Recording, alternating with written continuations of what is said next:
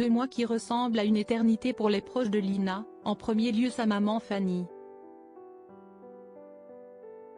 L'adolescente disparue du Bas-Rhin fait l'objet d'intenses fouilles, l'entourage et des anonymes cherchent également de leur côté, tandis que les autorités poursuivent leur travail.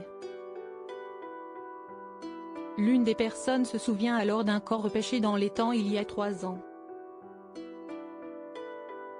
Parmi les innombrables et tragiques faits divers qui ont lieu en France, plusieurs affaires connaissent un retentissement médiatique important. La disparition de Delphine Jubilard qui remonte à 3 ans bientôt, celle du petit Émile, 3 ans désormais et qui s'est volatilisée il y a plus de 4 mois et depuis le 23 septembre, Lina, adolescente de 15 ans dont on est sans nouvelles. Une jeune fille qui se rendait à pied à la gare de Saint-Blaise-la-Roche dans le Bas-Rhin pour aller à Strasbourg en train et retrouver son petit ami Tao. L'édition du 24 novembre du Figaro s'est penchée sur ce dossier. Une enquête a été ouverte pour enlèvement et séquestration et plusieurs pistes ont émergé dans l'enquête.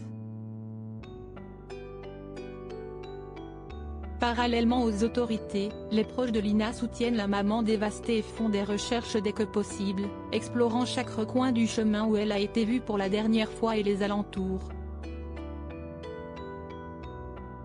Un corps a déjà été repêché dans l'étang du Coucou, au nord de la Plaine, commune où habite Lina, note de la rédaction, confie une amie de Lina au Figaro.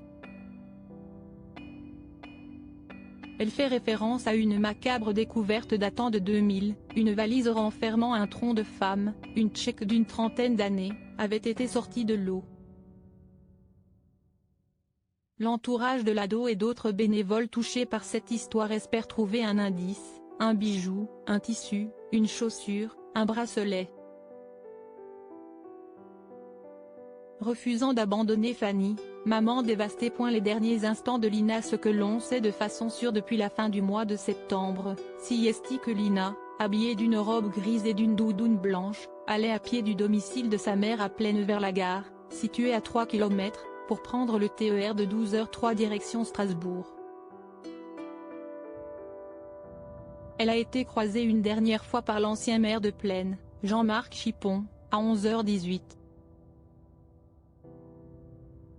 5 minutes plus tard en sens inverse, il ne recroise pas la jeune fille dont le téléphone a cessé d'émettre à 11h22. Il aura fallu donc quelques minutes à la jeune fille pour se volatiliser. L'appareil pourrait avoir été éteint ou cassé, indique le Figaro. Les pistes exclues et celles étudiées. Quelles sont les pistes, alors que des images de vidéosurveillance sont en attente tout comme la localisation du téléphone de Lina et des perquisitions faites?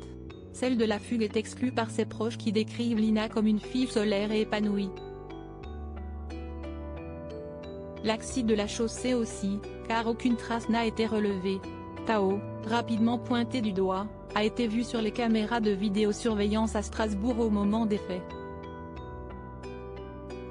Le scénario privilégié, Lina est montée dans une voiture de gré ou de force. Un homme assure l'avoir repérée, sereine, dans un véhicule vers 11h30 le jour fatidique, tandis qu'un autre a fait savoir qu'un rôdeur avait suivi sa propre fille quelques jours avant. Un professeur de musique et un homme fraîchement sorti de prison après une peine pour agression sexuelle, ont été longuement interrogés par la police.